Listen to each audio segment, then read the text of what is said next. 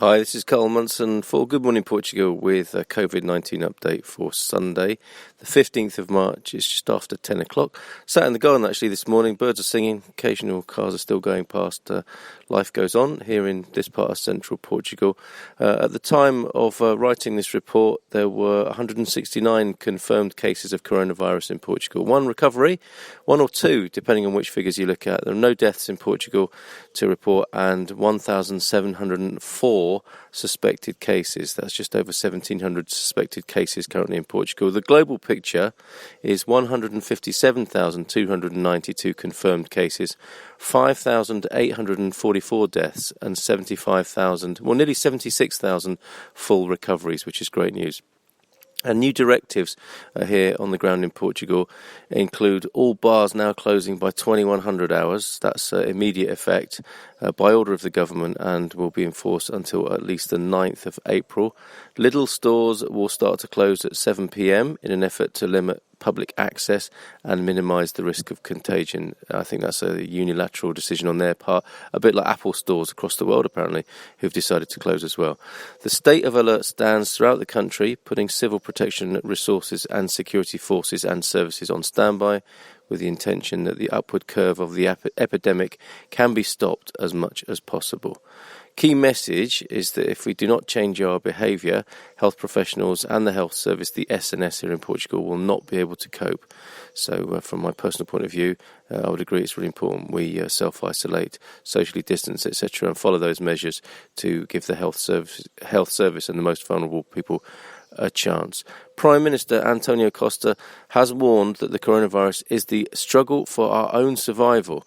He said, this was a speech from him, I think yesterday or the day before, he said that we should assume that this pandemic is on the European continent and particularly in Portugal, and it has not yet reached its peak. On the contrary, it is evolving so that it is very likely that in the coming weeks more patients will be infected, perhaps with more serious consequences for their health and for their own life, and this may be a more lasting phenomenon. I'm adding that.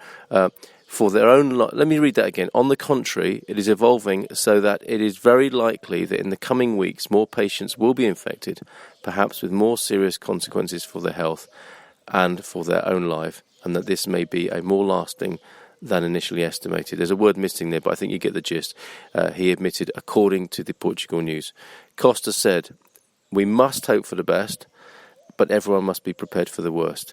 The biggest responsibility of each one of us is to take care of the other," he appealed, insisting on the need to respect the rules of hygiene and limit the maximum level of circulation and social contact. So, from my perspective, me personally, Carl Munson, here in central Portugal, I'm in the town of Coria in the Aveiro district. The atmosphere has certainly changed. There's been a serious impact on supermarket stocks. Looks a bit of a sorry state when you go into the bigger supermarkets. Though, people are still visiting and moving around the town. It's fairly quiet this Sunday morning. There are cars moving around, as you occasionally hear from the recording. There are special arrangements in smaller shops, limiting customer flow and personal distance. Staff are wearing masks in the local pharmacy, and customers have been asked to stand in line there and behind the line, well spaced. That said, the atmosphere does remain buoyant and positive, characteristically Portuguese, I'm suggesting. And the older locals here shake their heads in disbelief one moment. I'm standing next to somebody in a queue for a shop. We don't have much language in common, but I understand the universal sign of disbelief with the shaking of the head. But then there's chatty humour breaking out, and people are going about their lives practically and positively, as I would expect and hope for here in semi-rural Portugal. The sun is shining, the air is fresh, thankfully, and you can hear the birds singing in the background there, as well as a bit of traffic. So a positive viral story, as it were, to share is the hashtag viral kindness postcard, as pictured on the cover art here of the podcast and on the Good Morning Portugal page if you want to find out more about this. This is the idea of Becky Was in Falmouth in the UK, who, quotes, wanted to do something to help but without making things worse.